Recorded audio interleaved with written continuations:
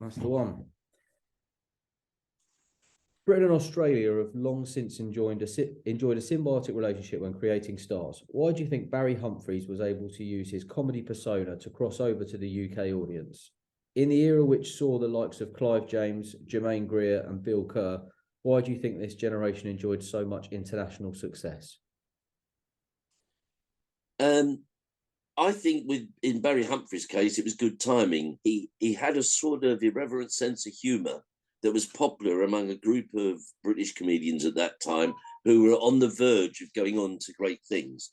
So you had Peter Cook, you had the entire Beyond the Fringe team, people like that, eventually the Pythons and stuff like that. They all shared the same sort of humour that Barry Humphries did. So he actually hit England at a good time. I think with Clive James and Jermaine Greer, their success, if you like, is more to do with the later in the 60s, when there's a sort of more a bohemian idea of looking at things in a different, more intellectual way.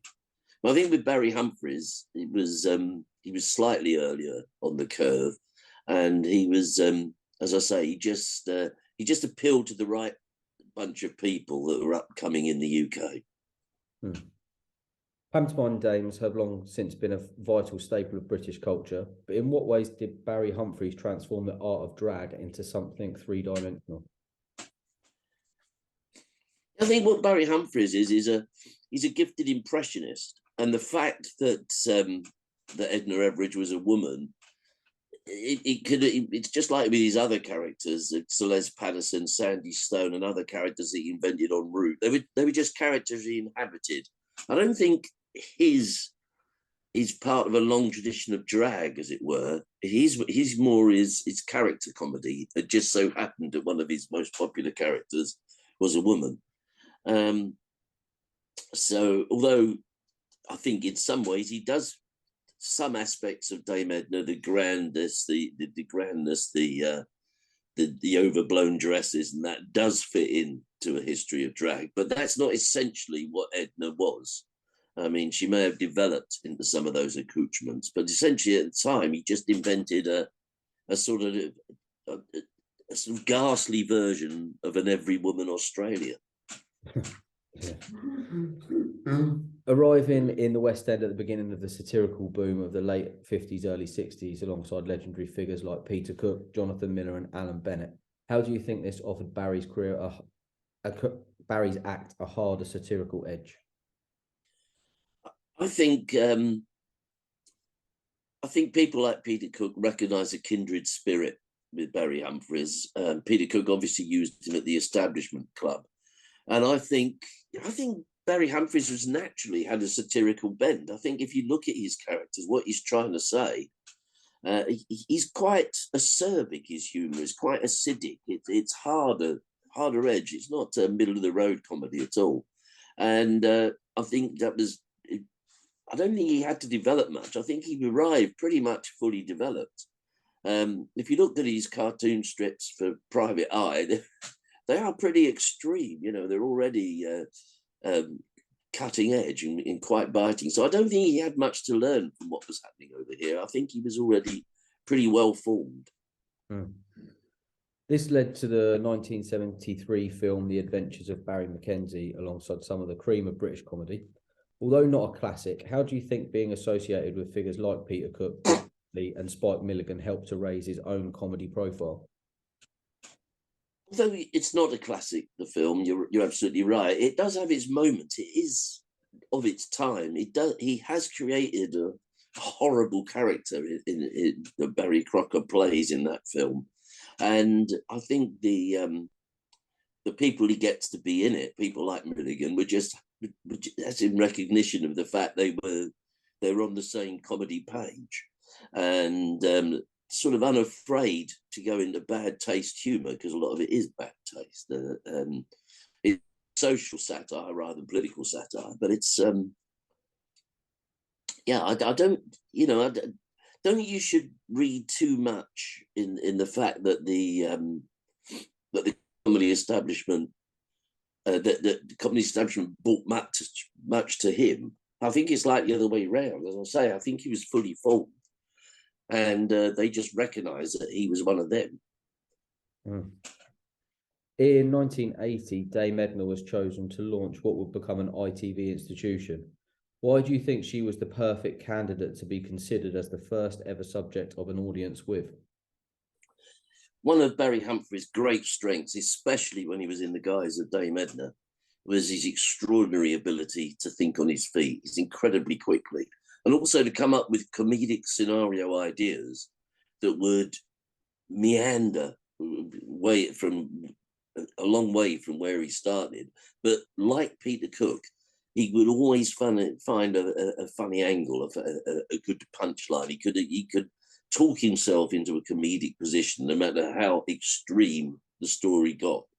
And I think he had demonstrated that he did that so well. People that had seen him live knew he could do this. So it was, and it would have been difficult, I think, at the time to expect him to do that on a weekly basis, but doing an audience with that sort of thing, when you could, get the best of his acts and condensed into one place like that would seem perfect. And I think he was a perfect choice to launch a series like that. He really showed the potential of what you could do if you had an incredibly funny person who could think on their feet with a few sort of,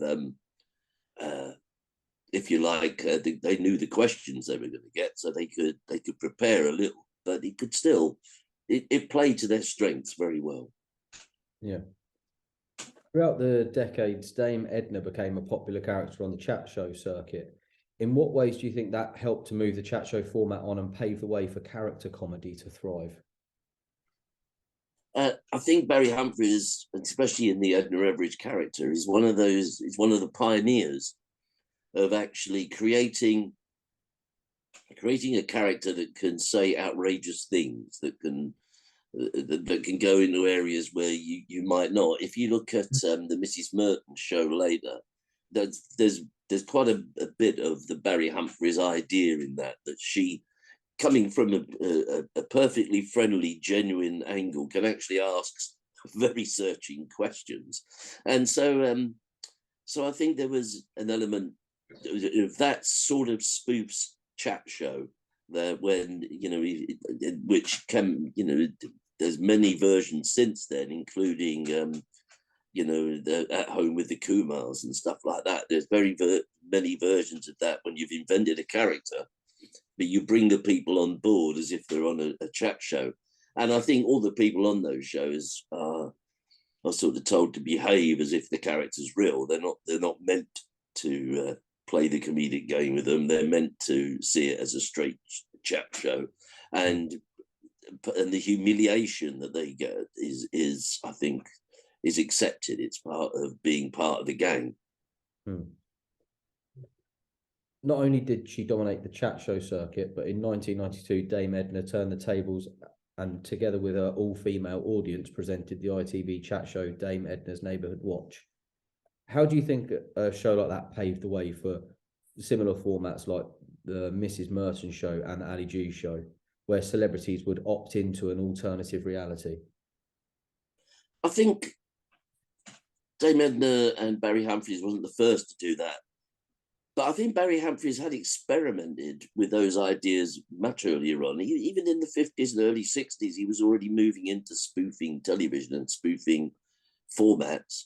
And I think that sort of, that particular, when you're becoming more precise then, but I think the seeds have been sown earlier in his career for that. So I'm not absolutely sure that those shows in particular were groundbreaking, but they were just the next logical step on a route that he was already taking.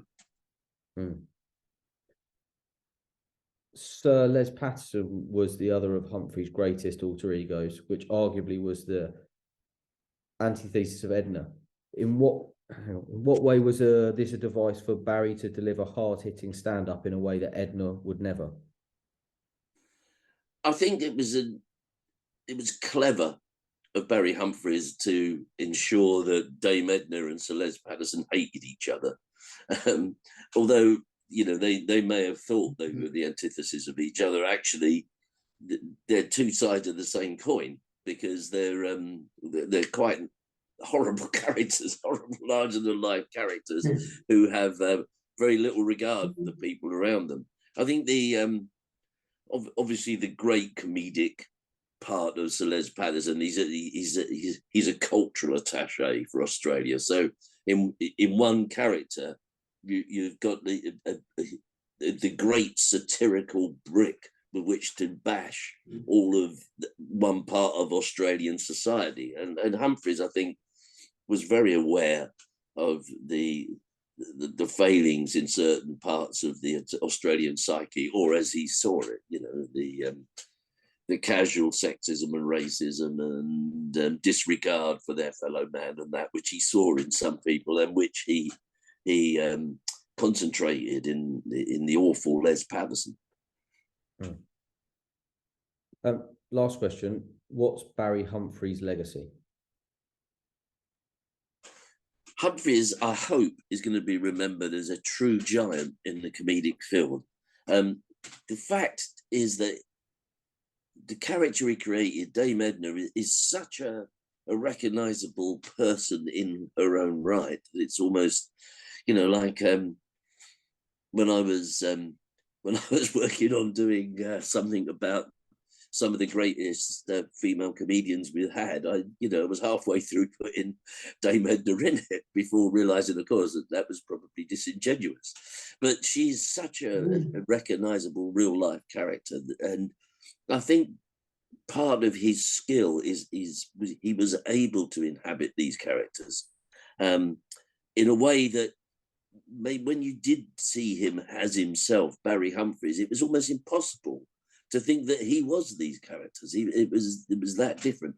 But even as himself, he was always unbelievably good at thinking on his feet, unbelievably good at ad-libbing, at extemporizing, at managing to intelligently explore comedic areas at the drop of a hat.